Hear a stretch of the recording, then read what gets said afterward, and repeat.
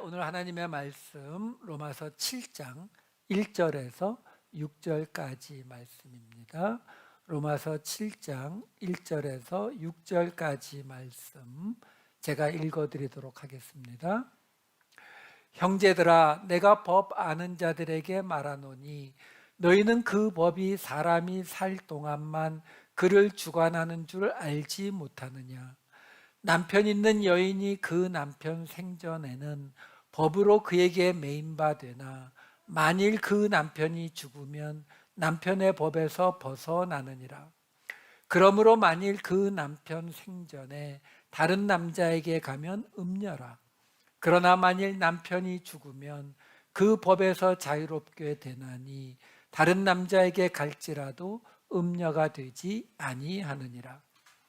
그러므로 내 형제들아, 너희도 그리스도의 몸으로 말미암아 율법에 대하여 죽임을 당하였으니 이는 다르니 곧 죽은 자 가운데서 살아나신 이에게 가서 우리가 하나님을 위하여 열매를 맺게 하려 함이라. 우리가 육신에 있을 때에는 율법으로 말미암는 죄의 정욕이 우리 지체 중에 역사하여 우리로 사망을 위하여 열매를 맺게 하였더니 이제는 우리가 얽매였던 것에 대하여 죽었으므로 율법에서 벗어났으니 이러므로 우리가 영의 새로운 것으로 섬길 것이요 율법 조문에 묵은 것으로 아니할지니라. 아멘.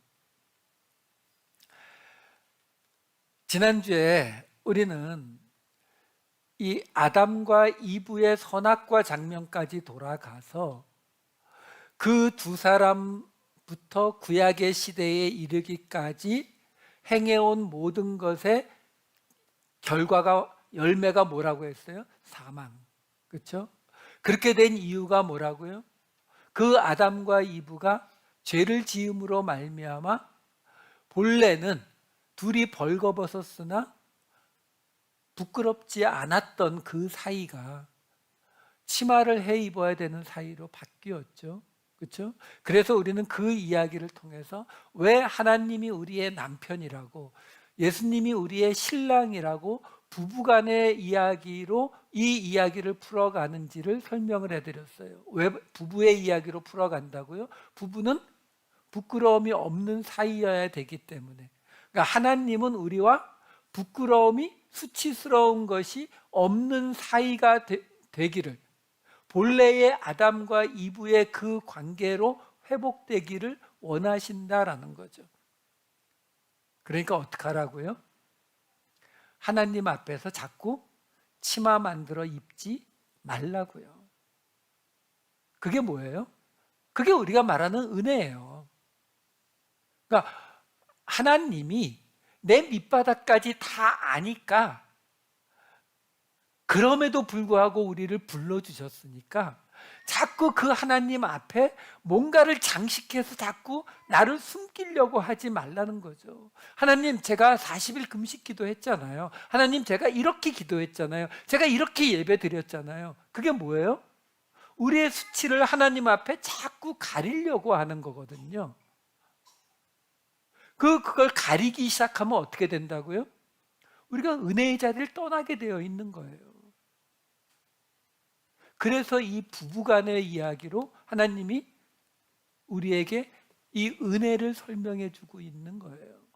지금요, 오늘 본문이 7장 1절부터 6절이잖아요.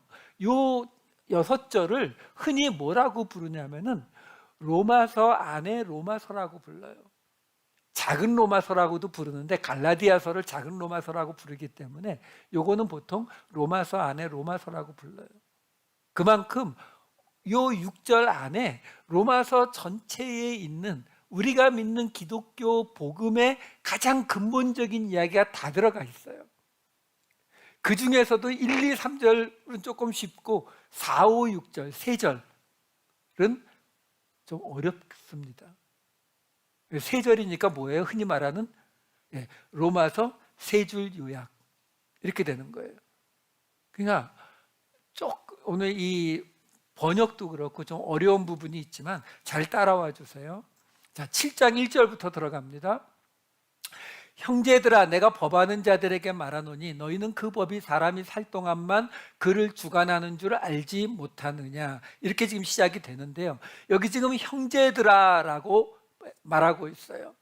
아델포이라고 말하는 건데, 이 당연히 형제라고 하는 이 아델포스라고 하는 헬라어 단어는 신약 성경에 수백 번이 나와요. 300번이 넘게 나오는 무지 흔한 단어예요. 그런데 로마서가 신약 성경에서 결코 짧은 책이 아니거든요. 바울 서신 중에는 가장 긴 편에 속하는 책인데도 불구하고 로마서 전체에 이 형제들아라고 하는 이 단어가 17번밖에 나오질 않아요. 신약 성경 전체에 300번이 넘게 나오는 것 중에서, 그 중에서도 그냥 형제가 아니라 형제들아, 혹격으로 부르는 말로 사용되는 거는 로마서에 10번 나오는데, 그 10번 중에서 대부분은 10장 이후에 나오고, 앞에 나오는 거는 나중에 보시겠지만 1장 13절 맨 앞에 한 번 나오고, 그리고 지금 두 번째 나오는 거예요. 그리고 4절에 가면 또 한 번 나와요. 그러니까 이런 게 나오면은요, 그냥 복잡하게 생각하실 필요 없어요. 그냥 요즘 우리식으로 말하면 하이라이트 또는 밑줄 긋고 있는 거예요. 옛날엔 그런 게 없었으니까 편지를 쓰는데 또는 글을 쓰는데 강조하고 싶은 게 있으면 방법이 없잖아요. 방법이 없으니까 이런 방식으로 강조를 했다고요. 그러니까 그만큼 지금 중요한 이야기를 하겠다라고 말하고 있다라고 생각하시면 돼요. 그러면서 법, 율법 또는 그 외에 유대인들이 지키던 모든 법 다 생각하셔도 됩니다. 법 아는 자들에게 말하노니 그 법이 사람이 살 동안만, 살아있는 동안에만 그를 주관하는 줄 알지 못해. 여기 주관하다라고 나오는 큐리우어라고 하는 단어는, 큐리오스가 우리가 말하는 주님이에요. 랜로드 할 때 로드가 바로 이 큐리오스예요. 그러니까 그거의 동사형이니까 주관하다라는 말은 더 우리가 흔히 쓰는 말로 바꾸면 다스리다, 지배하다라는 말이에요. 그러니까 법이라고 하는 게 사람이 살아있는 동안에만 사람을 다스릴 수 있다라는 말이거든요. 근데 지금 이 이야기를 사도 바울이 왜 여기에 큐리우어라고 하는 이 헬라어 단어를 쓰느냐면은 바로 앞에서 이 단어를 사용한 구절들이 있었어요. 6장 9절과 14절을 보시면 이렇게 나와요. 이는 그리스도께서 죽은 자 가운데서 살아나셨음에 다시 죽지 아니하시고 사망이 다시 그를 주장하지 못할 줄 알아. 여기 주장하다가 같은 단어 큐리오예요. 그러니까 사망이 다시 예수님을, 그리스도를 지배하지, 다스리지 못할 줄을 알미로라. 14절, 죄가 너희를 주장하지 못하리니 이는 너희가 법 아래에 있지 아니하고 은혜 아래에 있습니다. 여기서도 죄가 너희를 큐리오, 지배하지 못하리니, 다스리지 못하리니, 지금 이게 바로 앞에 있는 6장에 있었던 이야기거든요. 이 큐리오와 같은 의미를 가지면서 사용되었던 다른 단어가 바실리오라고 하는 우리 성경에 왕노릇하다로 번역이 된 것이 있었어요. 그게 5장 17절과 21절에 이렇게 있었어요. 한 사람의 범죄로 말미암아 사망이 그 한 사람을 통하여 왕노릇, 그 한 사람을 통하여 사망이 다 지배하였은즉, 다스렸은즉 더욱 은혜와 의의 선물을 넘치게 받는 자들은 한 분 예수 그리스도를 통하여 생명 안에서 왕노릇하리로다, 생명 안에서 다스리로다, 이런 말이에요. 21절, 이는 죄가 사망 안에서 우리를 다스린 것 같이 은혜도 또한 의로 말미암아 다스린 것처럼 우리 주 예수 그리스도로 말미암아 영생에 이르게 하려 함이라. 지금 보여드린 6장 9절과 14절 그리고 5장 17절과 21절을 모아보면은 무슨 이야기가 되느냐면은, 앞에 걸로 좀 다시 한번 보여주세요. 6장 9절 14절 보시면은 지금 우리를 다스리는, 우리를 주관했던 게 뭐라고 나오냐면은 사망, 그리고 14절에는 죄라고 말했어요. 그러니까 사망이나 죄가 우리를 다스리고 있었다라는 거죠. 그리고 5장 17절로 가게 되면은 그 사망이 우리를 다스렸던 것처럼 이제는 우리가 은혜와 의의 선물을 넘치게 받은 우리가 예수 그리스도를 통해서 이제는 생명 안에서 우리가 다스리게 되었다라는 말이에요. 그리고 21절에서는 마찬가지로 이번에는 우리라고 말하지 않고 은혜도 왕노릇한다. 은혜가 다스리게 되었다라고 설명을 하는 거예요. 그러면 앞에 거 다시 한번 보여주세요. 자, 이 모든 이야기가 어디에서 시작이 되는 거냐면 사망이 우리를 다스렸고 죄가 우리를 다스렸는데 지금은 이제 영생을 가진 우리가 다스리게 되고 우리가 다스리는 걸 뭐라고 바꿨어요? 은혜가 다스린다로 바꿨잖아요. 그러니까 사망이 다스리고 죄가 다스리는 것이 성도가 다스리고 은혜가 다스리는 걸로 바뀌었는데 그 가장 핀포인트, 트리거가 되는 방아쇠가 되는 곳이 뭐냐면 이 6장 9절 말씀인 거예요. 6장 9절 말씀을 보시면 이는 그리스도께서 죽은 자 가운데서 살아나셨음에 이거예요. 그러니까 사망이 우리를 다스리고 죄가 우리를 다스리던 거에서 성도가 우리가 직접 우리를 다스리게 되고 은혜가 우리를 다스리게 되는 이쪽에서 이쪽으로 넘어가게 되는 계기가 뭐냐면 바로 사망을 이기고 죄를 이기신 예수님의 부활 이거예요. 그러니까 계속 말씀드리지만 부활이라고 하는 것은 종말론적 부활만을 생각하시면 안 된다는 거죠. 부활이라고 하는 것은 지금 우리가 로마서에 들어오면서 그냥 매주 똑같은 이야기를 반복하고 있는 이야기, 그렇죠? 은혜의 이야기잖아요. 은혜라고 하는 것은 부활과 뗄래야 뗄 수가 없는 거예요. 왜? 지금 보았듯이 사망과 죄에서 은혜로 넘어가는 이 단계를 만들어내는 것이 부활이거든요. 숙제 하셨죠? 페이 포워드 보셨어요? 다들 제 눈을 피하시는데 보신 분은, 숙제를 하신 분은 그 영화의 끝이 주인공의 죽음으로 끝납니다. 그렇죠? 페이 포워드, 내가 먼저 지불하는 거죠. 그렇죠? 그걸 뭐라 그래요? 은혜. 그렇죠? 근데 그 은혜를 나누던 주인공이 죽는 모습으로 끝나요. 근데 그 이야기가, 영화는 거기서 끝나지만 그 이야기가 계속 이어지려면 어떻게 해야 돼요? 살아나야죠. 그게 부활이에요. 페이 포워드가 이 땅에서 계속 이어져 가려면 죽은 자가 살아나는 그 약속이 있어야 된다라는 거예요. 그래서 오늘 7장 1절이 그 얘기를 하고 있는 거예요. 뭐라고 한다고요? 사망과 죄, 법 아래에 있는 사람들, 너희들이 살아있는 동안만 그 법에 의해서 지배받는 거야. 근데 지금 너희들은, 이 로마교회 성도들은 어떤 상태라고요? 옛사람이 죽고 새 사람이 된 상태. 그러므로 너희는 더 이상 그 법에 묶여있지 않다. 그게 뭐예요? 7장 2절과 3절 말씀이잖아요. 남편 있는 여인이 그 생전에는 법으로 그에게 매인바되어 있지만 남편이 죽으면 남편의 법에서 벗어난다. 그러니까 그 남편 생전에 다른 남자에게 가면 음녀라고 하겠지만 남편이 죽으면 자유롭게 되기 때문에 다른 남자에게 갈지라도 음녀가 되지 않는다.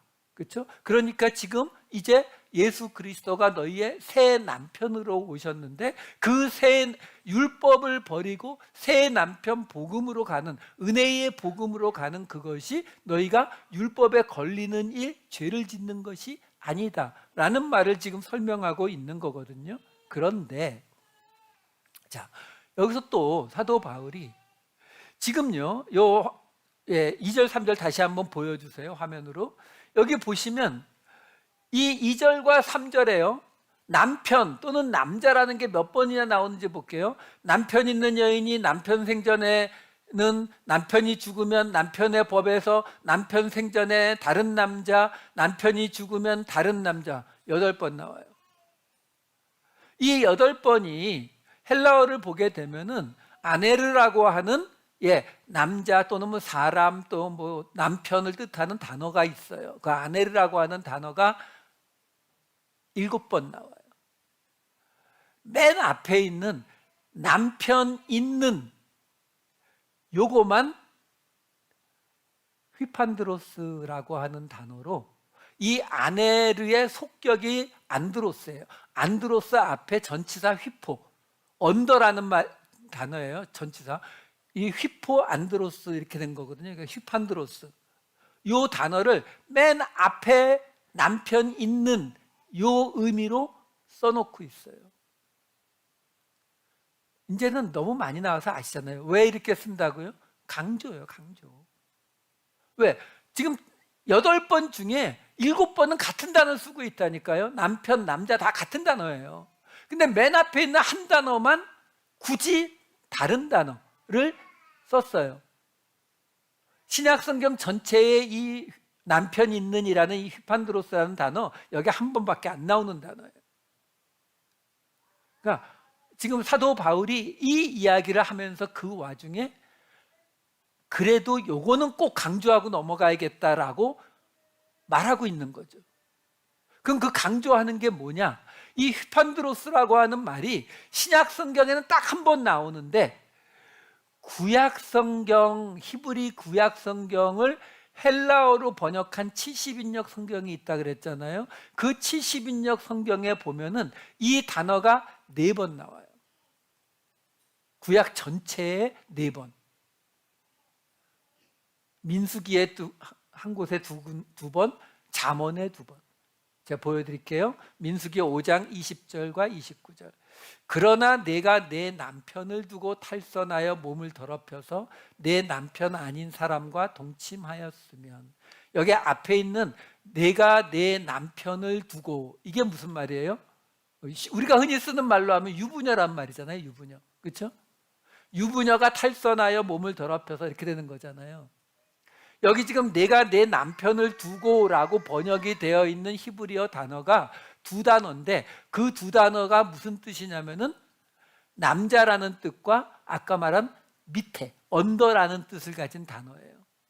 그러니까 이거를 헬라어로 번역하면서 말 그대로 휘포 안드로스 이렇게 번역을 한 거예요. 그러니까 이 옛날 사람, 지금은 아니잖아요. 옛날 사람들 기준으로는 여자는, 아내는 남편 아래에, 아까 우리 보았듯이 남편의 법 아래에 있는 존재였기 때문에, 여기는 우리가 이해하기 쉽게 내가 내 남편을 두고라고 번역을 했지만 사실은 남편이 있는 내가 이렇게 되는 거거든요. 이 단어가 여기 사용됐다고요. 그 다음에 29절 보시면 이는 의심의 법, 아니요, 민수기 5장 29절, 이는 의심의 법이니 아내가 그의 남편을 두고 탈선하여 더럽힌 때나. 여기 그의 남편을 두고도 역시 아내가 유부녀인데 탈선하여 더럽힌 때나 이렇게 보시면 돼요. 이게 휘판드로스를 썼어요. 그 다음에 잠언 말씀 보여드릴게요. 잠언 6장 24절, 내 아들아 내 아비의 명령을, 24절인데 20절이 나왔네요. 24절 제가 읽어드릴게요. 이것이 너를 지켜 악한 여인에게 이방 여인의 혀로 호리는 말에 빠지지 않게 하리라. 우리 성경에는 악한 여인이라고 번역했는데 이게 히브리어에도 악한 여인이에요. 근데 헬라어 번역은 아까 말씀드린 휘판드로스, 유부녀예요. 남편 아래에 있는 여자. 그러니까 내 아들아 유부녀하고 사고 치지 마라, 뭐 이렇게 말하고 있는 게 되는 거죠. 그리고 잠언 6장 29절 보시게 되면 남의 아내와 통간하는 자도 이와 같아요. 여기 남의 아내가 바로 휘판드로스로 번역된 단어예요. 자, 제가 지금 무슨 말씀을 드리는 거냐면, 사도 바울 당시에 이 휘판드로스라고 하는 단어가 일반적으로 쓰여지는 단어가 아니었던 것이 맞을 거예요. 왜냐하면 신약 성경 전체에 여기 한 번밖에 안 나오니까. 흔히 사용되는 단어가 아니라고요. 그런데 구약 성경을 헬라어로 번역한 70인역 성경, 이 당시 바울도 그걸 봤을 거거든요. 이 70인역 성경에 이 단어는 어떤 경우에만 사용되고 있어요? 간음한 여자의 경우에만 이 단어를 사용하고 있어요. 그러니까 지금 사도 바울이 이 7장 2절 3절 다시 한번 보여주세요. 남편이 있는 여인이 그 남편 생전에는, 여기 지금 남편 있는 여인이 누구예요? 지금 이게 무슨 얘기? 부부 이야기 하고 있는 거라 그랬잖아요, 그렇죠? 그럼 남편 있는 여인이 누구예요? 성도들이요. 지금 이 로마서를 받게 되는 로마 교회의 성도들이잖아요. 그 성도들한테 말하는 거잖아요. 너희가 지금까지는 율법을 남편으로 섬기고 율법 아래에 있었지만, 그래서 그때에는 너희가 다른 남자에게 갈 수 없었지만 그 남편이 죽었으니까 이제 너희가 새로운 남편에게 가도 음녀가 되는 게 아니다. 여기 음녀는 또 다른 단어예요. 다른 단어가 있어요. 이런 단어가 있는데 사도 바울이 그 단어를 안 사용하고 굳이 이 휘판드로스를 쓴 거예요. 왜? 지금 그 로마 교회 성도들에게 이야기하는 거죠. 너희는 이제 율법의 아래에서 벗어나서 예수 그리스도의 신부로 다시 결혼하게 되는 건 맞는데, 근데 너희의 본질이 뭐라고요? 하나님을 떠나서 간음했던 그 이스라엘, 휘판드로스라고 하는 거 잊지 말라는 거예요. 그걸 강조해 주고 있는 거예요. 자, 이 이야기를 사도 바울이 고린도 후서에서는 이렇게 요약을 해줍니다. 고린도 후서 11장 2절, 내가 하나님의 열심으로 너희를 위하여 열심을 내노니 내가 너희를 정결한 처녀로 한 남편인 그리스도께 드리려고 중매함이로다. 그러니까 지금 사도 바울이 고린도 교회에 이 고린도 후서를 보내면서 무슨 얘기를 한다고요? 나중에 고린도 전후서를 보시면 알겠지만 로마서하고 내용이 굉장히 비슷해요. 고린도 전후서가 좀 더 과격하다는 것만 빼면요. 사도 바울이 볼 때에 그 고린도 교회에 생긴 문제가 로마 교회의 문제보다 훨씬 더 안 좋았다라고 보는 거죠. 위급했다고 보니까 좀 더 심각하게 이야기할 뿐이지 다른 게 없어요. 근데 그 이야기를 하면서 사도 바울이 뭐라고 한다고요? 지금 내가 너희에게 이 편지를 보내서 이야기하는 이 모든 것들이 뭐냐면 너희를 그리스도께 드리려고, 정결한 처녀로 그리스도께 드리려고 중매하고 있는 거야. 이렇게 설명하는 거예요. 그러니까 오늘 지금 나온 이 이야기, 남편 있는 여자가 남편의 법 아래에 있다가 이제는 그 법에서 벗어났다는 이 모든 이야기가 왜 하고 있는 거라고요? 그 로마 교회 성도들을 예수님과 결혼시키려고요. 이제 부부가 되게 만들려고요. 서로 간에 부끄러움이 없고 수치스러움이 없는 그 관계로 만들려고 하는 의도다라고 말하는 거예요. 자, 그러면서 이제 7장 4절로 들어갑니다. 그러므로 내 형제들아, 여기 형제들아가 다시 나오잖아요. 이게 세 번째 나오는 거라니까요, 로마서 전체에서. 너희도 그리스도의 몸으로 말미암아 율법에 대하여 죽임을 당하였으니 이는 다르니 곧 죽은 자 가운데서 살아나신 이에게 가서 우리가 하나님을 위하여 열매를 맺게 하려 함이라. 자, 여기도요, 지금 아까 보았던 것처럼 형제들아라고 하면서 강조했다고 했잖아요. 근데 거기에서 가장 강조한 게 뭐였어요? 너희는 남편 있는 여자였다. 쉽게 말해서 너희는 하나님이라는 남편이 있었음에도 불구하고 그 하나님을 떠나 바람을 피웠던 고멜과 같은 여자였다라는 것을 잊지 말라고 강조했었잖아요. 자, 이제 4절에서도 또 형제들아라고 이야기하면서 또 강조하는 걸 말하는데, 여기에는 지금 뭘 강조하고 있느냐면은, 여기에 보시면, 이 화면 다시 보여주세요. 여기 보시면은 너희도 그리스도의 몸으로 말미암아 율법에 대하여 죽임을 당하였으니 이렇게 나와요.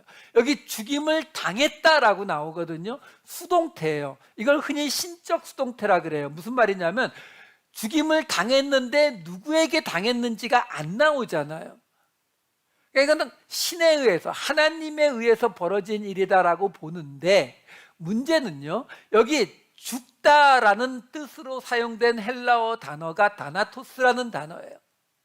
그런데 신약 성경에 사람이 죽다 또는 죽이다, 수동태로는 죽임을 당하다로 사용되는 가장 보편적인 단어는 드네스코라는 단어, 그리고 그 드네스코 앞에 전치사 아포를 붙인 아포드네스코라고 하는 단어가 동사로 가장 많이 사용됩니다.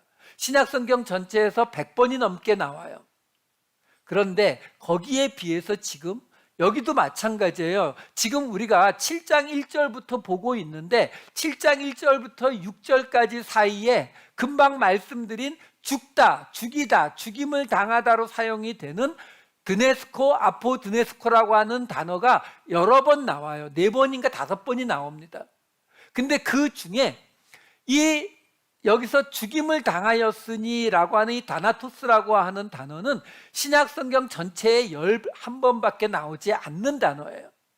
근데 여기에 지금 그 사이에 지금 2절에도 3절에도 6절에도 10절에도 계속 죽다가 나와요. 왜? 죄에 대하여 죽고 율법에 대하여 죽고 이야기가 나오거든요. 근데 그건 모두 다 보편적으로 사용되는 드네스코 또는 아포드네스코라고 하는 단어를 사용한다고요. 근데 여기에만 또 단 하나 다나토스라는 단어를 사용하고 있거든요. 그건 뭐다? 강조요. 그러니까 지금 뭘 강조하길 원하는 거예요? 너희가 율법에 대하여 죽임을 당했다. 근데 그 죽임을 당했다가 누구에 의해서요? By God. 그렇죠? 왜? 지금 사도 바울은요, 다른 이야기 하는 게 아니에요. 싸우고 있는 그 로마 교회 성도들에게 지금 이야기하는 거거든요. 결국 결론은 뭐겠어요? 결론 매번 똑같아요. 왜? 은혜라는 게, 은혜가 너희에게서 나타나야 되지 않겠냐, 이게 결론이에요. 왜? 그게 아니고는 두 그룹의 갈등을, 싸움을 중재할 방법이 없잖아요. 그러니까 그냥 사도 바울이 말하는 거죠. 한마디로 말하면, 야, 좀 잘잘못 따지지 말고 자꾸 나한테 뭐 제가 어쨌냐 말하지 말고 그냥 너희가 받은 은혜로 그냥 상대방을 받아들이면 안 되겠니? 이 말을 하는 건데, 그 말을 하려고 하면서 뭐라고 이야기하는 거냐면, 그런데 너희가 지금은 율법에서 벗어난 게 맞지만 너희가 본래는 하나님을 떠났던 바람핀 고멜과 같은 남편 있는 여자 휘포 안드로스 아니었냐, 이거 잊지 마라. 그리고 또 하나가 뭐예요? 두 번째로 중요한 게, 그리고 너희가 지금 율법에 대해서 자유롭게 죽임을 당한 거 맞는데 그게 너희가 한 거냐고, 너희가 한 거 아니라고. 하나님이, 예수 그리스도를 통해서 하나님이 하신 거니까 그걸 가지고 또 너희의 자랑거리로 너희가 다른 사람들보다 더 우월하다는 그런 걸로 사용하지 말라. 이거부터 먼저 강조하는 거예요. 왜? 그게 안 되면 우리가 아무리 성경 말씀을 보고 배워나가도 우리가 가는 길은 뻔하거든요. 이거 갖고 싸우거든요. 지난번에도 말씀드렸잖아요. 로마서 왜 썼다고요? 그 교회 안에서 싸우는 그 갈등을 없애려고, 싸우지 말라고 쓴 게 로마서인데, 근데 이 로마서를 우리는 어디에 가장 많이 쓴다고요? 예, 어디에 쓰긴요. 마음에 안 드는 사람 있으면 로마서 쫙 뒤지고 나서, 에이, 목사님이 그러시면 안 되죠. 로마서에 이렇게 나오네. 이런 데 쓰잖아요. 그렇죠? 성도 안에, 교회 안에 갈등이 없기를 바라서 쓴 책이, 우리는 그 갈등을 더 심하게 만드는 용어로 사용하고 있는 게 로마서잖아요. 그래서 지금 사도 바울이 같은 결론으로 가는 이야기인데도 그 중간에 형제들아 하면서 휘포 안드로스 다나토스라고 하는 다른 단어를 섞어 사용하면서 강조하고 있는 거예요. 근데 이거는 잊지 말고 가자라고 이야기하는 거죠. 자, 그리고 7장 4절을 다시 보여주시면, 자, 이번에는 금방 보여줬던 그 하이라이트 된 거예요. 죽임을 당하였다는 거 설명을 드렸어요. 그 다음에 나오는, 이는 다른 이 곧 죽은 자 가운데서 살아나신 이에게 가서까지예요. 여기서 다른 이 그리고 죽은 자 가운데서 살아나신 이는 다른 이를 설명하는 거잖아요. 관계대명사잖아요. 그렇죠? 영어로 따지면은 다른 사람 후 하고서 나오는 거잖아요. 그러니까 이거 쏙 빼면 어떻게 돼요? 이는 다른 이에게 가서 이렇게 되는 말이잖아요. 근데 여기 가서라고 번역이 되어 있는데 번역이 잘못된 게 아니에요. 번역 자체는 이 기노마이라고 하는 단어이기 때문에 되다, 만들다 뭐 이런 단어라서 가다, 오다의 뜻도 있으니까 다른 이에게 가서라는 번역이 잘못된 건 아닌데 영어 성경 중에 보면은 킹제임스 번역만이 이 대목을 아주 독특하게 번역을 한 걸 볼 수 있어요. 밑에 영어를 보시면은 지금 다른 이에게 가서라고 하는 이 대목을 번역한 게 밑에 영어예요. That you should be married to another. 무슨 말이에요? 다른 이의 이와 결혼해서라는 말이에요. 다른 영어 성경은 이 부분을 should be joined, should be belong to 이렇게 번역을 하거든요. 근데 이 킹제임스 번역이 저는 이 앞뒤 문맥을 가장 정확히 번역을 했다고 봐요. 왜? 바로 앞에서 그 부부의 문제로 이걸 설명해 주고 있었잖아요. 사도 바울이 왜 고린도 후서에 그렇게 말했다고요? 너희를 정결한 처녀로 그리스도와 중매하려고 내가 이러고 있는 거야 라고 설명했잖아요. 그렇죠? 예, 지금 성도들이 그리스도로 말미암아서 율법에 대해 죽임을 당하게 된 이유가 뭐냐면 그 율법에 대해 죽임을 당해서 새로운 남편 그리스도와 결혼하게 하기 위해서라는 거예요. 자, 이 이야기가 그 결혼의 목적이 그래서 그 다음에 뭐가 이어져요? 그 결혼을 해서 어떻게 한다고요? 우리가 하나님을 위하여 열매를 맺게 하려고요. 이 이야기는 많이 나왔죠. 하나님을 위하여 열매를 맺는 그 열매가 뭐라고요? 6장 22절에 뭐라고 나와요? 그러나 이제는 너희가 죄로부터 해방되고 하나님께 종이 되어 거룩함에 이르는 열매를 맺었으니. 거룩함에 이르는 열매가 뭐라고요? 거룩함은 구별됨, 그렇죠? 구별되는 열매, 그렇죠? 이 세상에서 구별되는 열매. 뭘로 구별된다고요? 골로새서 1장 6절 사도 바울이 이렇게 설명해 줍니다. 이 복음이 이미 너희에게 이름에 너희가 듣고 참으로 하나님의 은혜를 깨달은 날부터 너희 중에서와 같이 또한 온 천하에서도 열매를 맺어 자라는도다. 열매가 어느 때부터 자라기 시작한다고요? 우리가 은혜를 깨달은 때부터 자란다고요. 그러니까 우리가 맺는 거룩함에 이르는 열매가 뭐라고요? 은혜로 구별되는 열매예요. 우리가 이 세상에 너희 중에서와 같이 온 천하에서도 그 열매가 자란다고 하잖아요. 우리끼리 은혜를 나누는 것뿐만이 아니라 세상과 은혜를 나누는 그 모습이 바로 은혜, 공동체. 우리 교회 내년도 표어를 다음 주에 발표해야 되는데 미리 알려드릴게요. 내년도 표어가 이래요. 없나요? 예, 은혜로 구별되는 예수 공동체를 향하여. 이게 내년도 표어거든요. 우리 교회도 이 세상에서 은혜로 구별되는 예수 공동체가 돼야 된다라는 거죠. 왜? 그게 하나님의 본래 목적이라 그랬잖아요. 우리 은혜 받고 구원받는 게 목적이 아니라 구원받은 우리들이 이 세상에 구별된 모습의 공동체, 하나님의 나라, 영적 이스라엘을 세우는 거죠. 그러려면 어떻게 한다고요? 지금 우리가 본 이야기를 지금 정리해 놓은 거예요. 7장 1절부터 4절까지 나온 이야기 정리해 놓은 거예요. 첫 번째, 우리가 바람난 아내라는 고백. 바람난 아내의 고백하니까 말이 이상하네. 예, 우리가 하나님 앞에 바람난 아내라는 고백이 있어야 되고, 그리고 우리의 기준이 되고 있었던 법, 이거는 율법만이 아니라 우리가 가진 윤리, 도덕 뭐 이런 모든 법들이에요. 그거에 대해서 우리가 죽임을 당한 존재. 내가 떠난 게 아니라 하나님이 우리를 거기로부터 내신 상태라는 거. 그리고 그렇게 그 일들의 목적이 뭐라고요? 우리가 예수 그리스도의 신부가 되게 하는 것이 그 목적이라는 것이고, 그래서 그 신부가 되면 어떻게 된다고요? 하나님을 위해서 은혜로 구별되는 열매를 맺게 된다.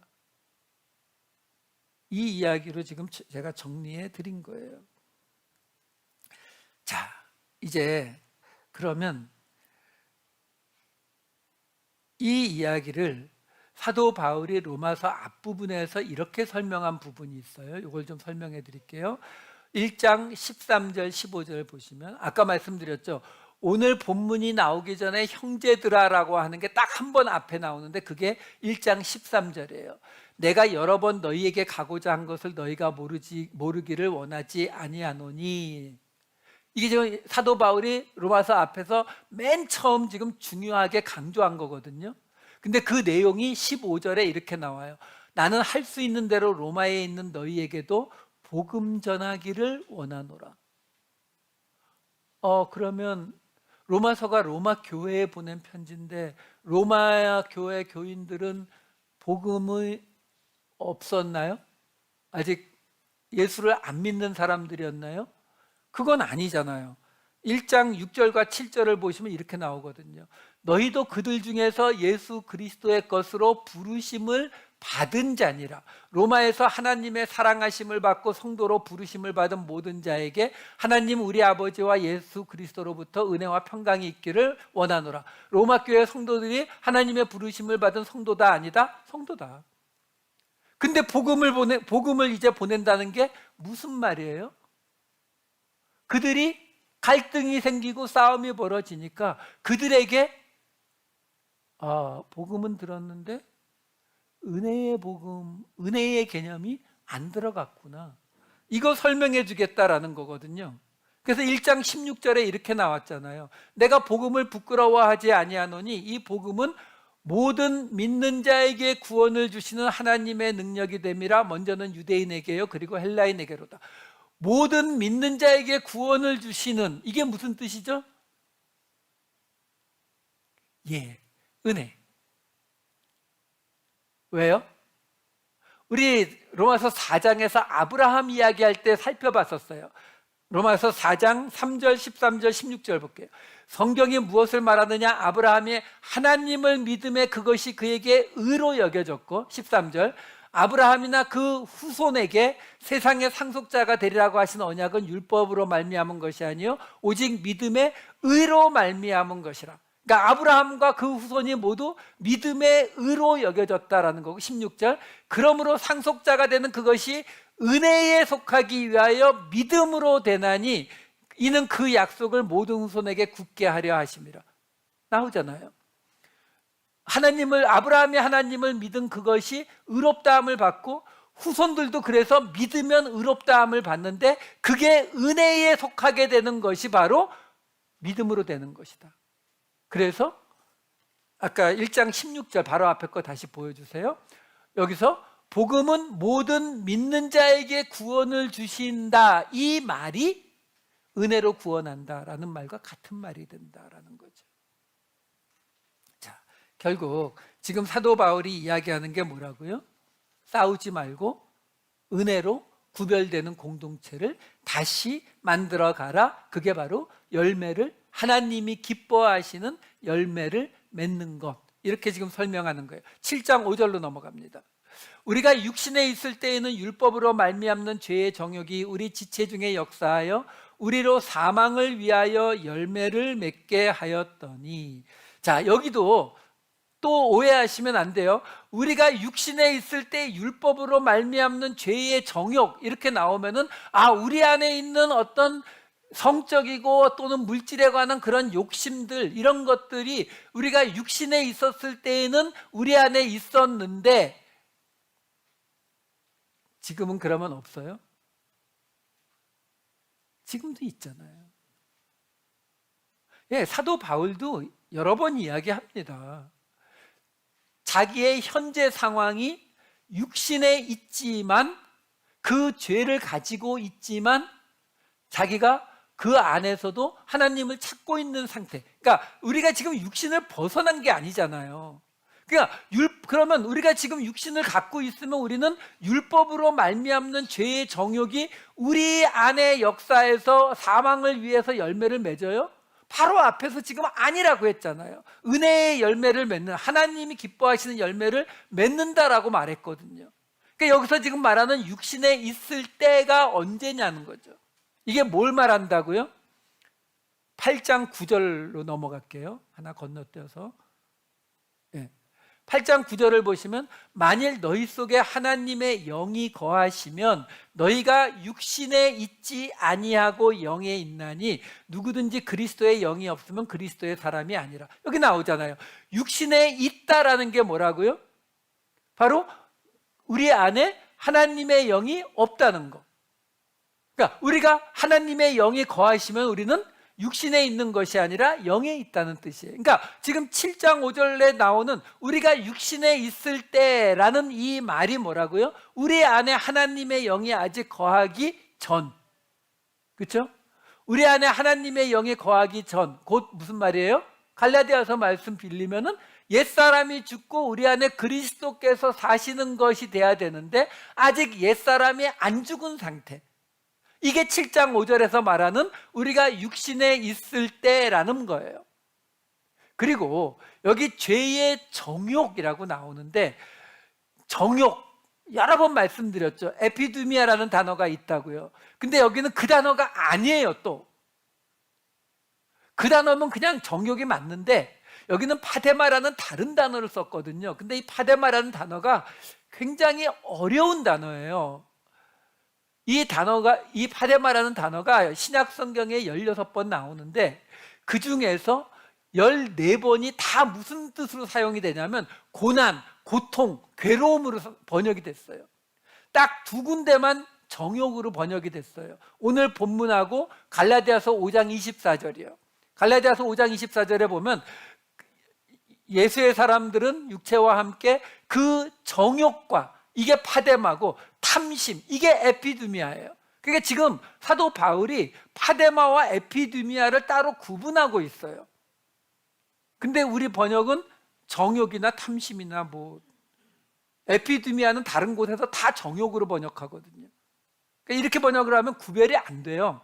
근데 이 파데마라고 하는 단어의 뜻이 정확하지가 않아요. 그러니까 뭘 의미하는지가 사실 정확하지가 않아요.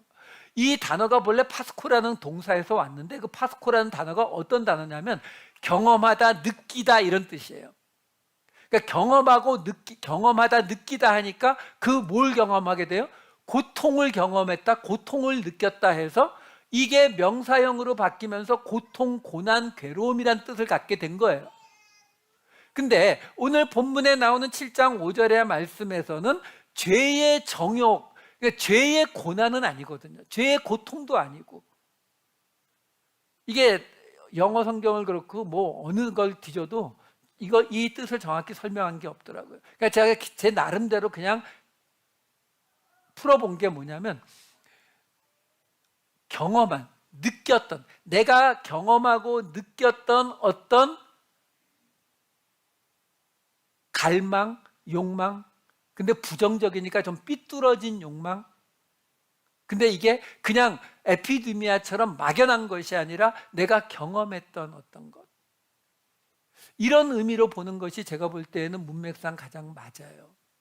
그러면 7장 5절 말씀을 다시 보게 되면 이게 지금 무슨 이야기가 돼버리냐면 우리가 아직 옛사람이 죽지 않았을 때, 육신에 있었을 때에는 율법을 통해서 오는 죄의 어떤 욕망인데 우리가 경험했던 어떤 그런 죄의 욕망이 우리 지체, 이 팔다리가 아니라 그랬어요. 교회의 성도들을 말한다고 말씀드렸습니다. 우리 성도들 안에서 역사해서 사망을 위하여 열매를 맺게 했다. 무슨 말이냐면은 우리가 옛사람이 아직 살아있고 우리 안에 그리스도의 영이 들어오지 않은 상태에서는 율법을 통해서 왔던 이 유대인들이 그 옛날부터 해왔던 경험했던 그 욕망이 뭐예요? 율법을 통해서 율법을 기준으로 나는 제사장 수준이고 나는 바리새인 수준이고 저 사람은 세리 수준이고 이거 하던 방식이요. 그 욕망이요. 여러분 이거 욕망 맞아요. 왜요? 여러분 저도 열흘밖에 못 해봤지만 한 20일만 한번 금식해 보세요. 기도하시면서. 너무 힘든가요? 열흘만 한번 금식 기도 한번 해보세요. 금식 기도 끝나고 난 다음에 사람들 만나면 만난 사람이 골프 이야기 하는데 근데 금식해 본 적 있어? 조금 있다가 주식이 올랐다 내렸다 이야기 하는데 근데 금식해 본 적 있어? 얘기하고 싶어져요. 왜? 자랑하고 싶거든요. 욕망 맞아요. 그래서 죄의 정욕이라고 해석한 거 이해가 돼요. 근데 그게 율법으로 말미암은 거예요. 그러면 지금 율법이 유대인들 이스라엘에게 남겼던 가장 큰 게 뭐였어요? 결국 누가 더 잘하나 이거였잖아요. 그거 하느라고 고아와 과부를 돌보지 않아서 이스라엘 멸망시켰던 그거잖아요. 그러니까 사도 바울이 그 이야기를 하고 있는 거예요.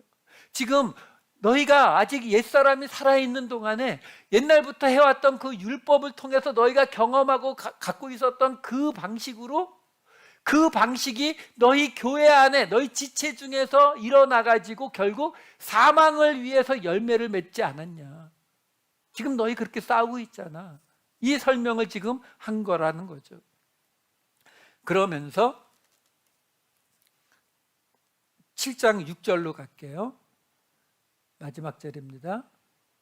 이제는 우리가 얽매였던 것에 대하여 죽었으므로 율법에서 벗어났으니 이러므로 우리가 영의 새로운 것으로 섬길 것이요 율법 조문에 묵은 것으로 아니할지니라.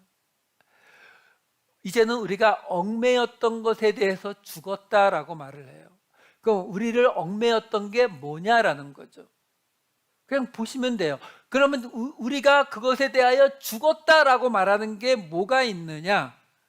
6장 11절에 이렇게 나오죠. 이와 같이 너희도 너희 자신을 죄에 대하여는 죽은 자요.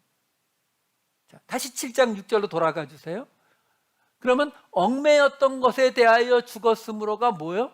죄에 얽매였던 것에 대하여 우리가 죽었고 그리스도 예수 안에서는 살았다라는 거죠. 그러면 그래서 율법에서 벗어났다라고 말하는 거예요. 자, 이 부분이 생각보다 은근히 심각합니다. 왜 그러냐면 우리가 죄에 대해서 죽었으면 그러면 그냥 당연히 은혜로 넘어갈 것 같지만 그게 안 돼요. 은혜로 가질 못하고 중간에 덜그덕하고 걸리는 게 있어요. 그게 뭐예요? 율법에서 벗어나질 못하고 있어요. 어떤 경우요? 복음을 듣고 아무리 은혜의 구원이라고 알고 있으면 뭐예요? 이 신약 성경도 율법을 통해서 본다고요. 아까 말씀드렸잖아요. 신약 성경에 있는 내용들 예수님의 말씀 가지고도 뭐라고 해요? 간음하다 붙잡혀온 여자를 예수님이 살려주셨잖아요. 그렇죠? 근데 어떤 분은 그 대목에 대해서 그걸 가지고 설교하시더라고요. 예수님이 그래도 그 여자에게 맨 마지막으로 하신 말씀은 가서 더 이상 죄짓지 말라. 간음하지 말라는 거였어. 그것도 맞아요. 하지만 그 내용이 그거 말하려고 하는 내용이에요. 당장 돌로 맞아 죽어야 되는 사람을 예수님이 살리신 이야기죠. 근데 우리는 그 이야기 속에서도 우리가 지켜야 되는 것과 해서는 안 되는 거 이거 찾는 거거든요. 그걸 찾으니까 당연히 그 안에 예수님이 이 여자에게도 목숨은 살려주셨지만 더 이상 죄짓지 말라고 했네. 간음하면 안 되지. 맞아요. 누가 간음하래요? 안 되는 거 맞다고요. 근데 성경 말씀, 특히 신약 말씀은 그렇게 우리에게 무엇인가를 이거 하지 마, 이거 해, 이걸 말하려고 하고 있는 이야기들이 아니라는 거예요. 그걸 우리가 뭐라 그래요? 율법주의라고 부른다고요. 그러니까 신약 성경을 가지고도 율법주의로 얼마든지 읽게 돼요. 그게 뭐라고요? 율법을 벗어나질 못한 거라고요. 죄에 대해서 우리가 죽었어요. 그거는 누가 해줬어요? 하나님이 해주셨다니까요. 죄에 대해서 죽은 거는요. 근데 율법에서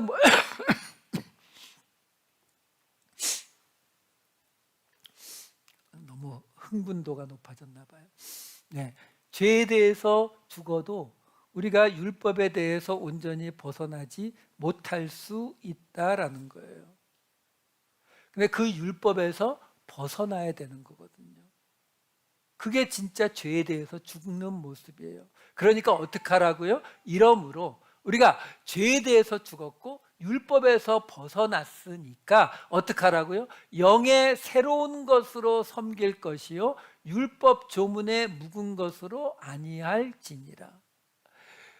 여기 율법 조문이라고 번역이 된 그람마라는 단어는 율법 조문이란 뜻이 아니라 써서 만든 기록 또는 문서, 그러니까 영어로 하면 레코드나 다큐멘트 뭐 이런 뜻이에요. 근데 당연히 성경도 쓰여져 있는 거니까 그람마 하면은 성경을 뜻하기도 하고 율법을 뜻하기도 하죠. 율법도 다 쓰여져 있으니까. 그러니까 쓰여져 있는 율법 조문에 묵은 것으로 아니하고 영의 새로운 것으로 섬긴다. 누굴요? 하나님을요. 이 이야기가 제가 에스겔서와 예레미야서를 말씀드리고 마칠게요. 에스겔서에는 또 새 영을 너희 속에 두고, 그렇죠? 영의 새로운 것으로 섬긴다는 그 말을 지금 풀어드리는 거예요. 새 영을 너희 속에 두고 새 마음을 너희에게 주되 너희 육신에서 굳은 마음을 제거하고 부드러운 마음을 줄 것이며 또 내 영을 너희 속에 두어 너희로 내 율례를 행하게 하리니 너희가 내 규례를 지켜 행할지라. 지금 여기 보면은 새 영을 너희 속에 주면 굳은 마음을 제거하고 부드러운 마음을 주겠다고 하잖아요. 이게 무슨 뜻이냐면 마음판에다가 뭔가를 새기시겠다는 거예요. 이게 자세하게 나온 설명이 예레미야서 31장 31절에서 34절에 나와요. 여호와의 말씀이니라 보라 날이 이르리니 내가 이스라엘 집과 유다 집에 새 언약을 맺으리라. 이 언약은 내가 그들의 조상들의 손을 잡고 애굽 땅에서 인도하여 내던 날에 맺은 것과 같지 아니할 것은 내가 그들의 남편이 되었어도 그들이 내 언약을 깨뜨렸음이라. 여호와의 말씀이니라. 바람핀 여자였죠. 33절 그러나 그날 후에 내가 이스라엘 집과 맺을 언약 새 언약은 이러하니 곧 내가 나의 법을 그들의 속에 두며 그들의 마음에 기록하여, 이게 바로 그들의 마음을 부드럽게 한다는 그 뜻이에요. 나는 그들의 하나님이 되고 그들은 내 백성이 될 것이라. 본래 아브라함과 이삭과 야곱의 하나님 모세의 하나님이었어요. 백성들의 하나님 아니었습니다. 그것이 하나님을 믿는 모든 사람의 하나님이 되시겠다는 약속으로 바뀌는 거예요. 34절 그들이 다시는 각기 이웃과 형제를 가리켜 이르기를 너는 여호와를 알라 하지 아니하리니 이는 작은 자로부터 큰 자까지 다 나를 알기 때문이라. 내가 그들의 악행을 사하고 다시는 그 죄를 기억하지 아니하리라. 은혜, 이 이야기예요. 그러니까 지금 마지막 7장 6절 말씀 다시 한번 보여주세요. 우리가 얽매였던 죄에 대해서 죽고 율법에서 벗어나면 더 이상 기록되어 있는 구약의 말씀이 아니라 영의 새로운 것으로 섬길 것인데 그 영의 새로운 것이 뭐라고요? 은혜요. 결론은 똑같다니까요. 자, 전체를 다 정리하면 오늘 이야기가 뭐였어요?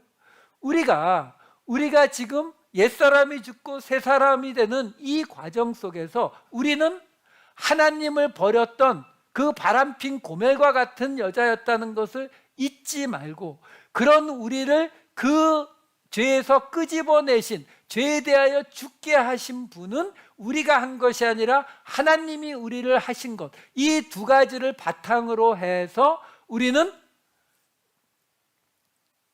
은혜로 섬기는, 하나님이 기뻐하시는 열매를 맺어야 하는데, 그것이 바로 새 영으로 하나님을 섬기는 방식. 그래서 오늘 설교 제목을 새 영으로 드리는 예배라고 말씀을 드린 거예요. 지금 이 모든 이야기는 우리에게 뭘 말해주고 있어요? 하나님이 기뻐하시는 열매를 맺는 것은, 하나님을 새로운 영의 것으로 섬기는 것은 뭐라고요? 예배, 제사, 헌신, 봉사, 이런 것들이 아니라 하나님이 가장 원하시는 은혜로 구별되는 하나님의 나라를 이 땅에 세우는 것. 이게 새 영으로 드리는 예배다라는 것입니다. 2024년 3년은 지나갔으니까 내년에 우리 공동체, 우리 교회를 이 세상 속에서 은혜로 구별되는 예수 공동체가 되도록 우리 함께 기도하면서 나아가도록 하겠습니다. 기도하시겠습니다. 사랑이 많으신 아버지 하나님, 로마서 안에 로마서라고 하는 말씀, 이 말씀을 통해 지난 한 해를 돌아보고, 지난 한 해 동안 우리가 드린 예배가, 우리가 올려드린 찬송과 기도가 누구를 위한 것이었는지를 다시 한번 생각해 보게 하여 주시옵소서.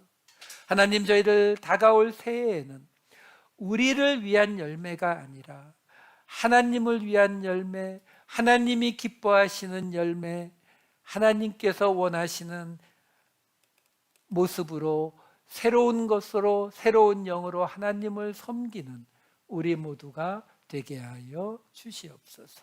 감사드리옵고 이 모든 말씀 우리 주 예수 그리스도의 이름으로 기도하옵나이다. 아멘.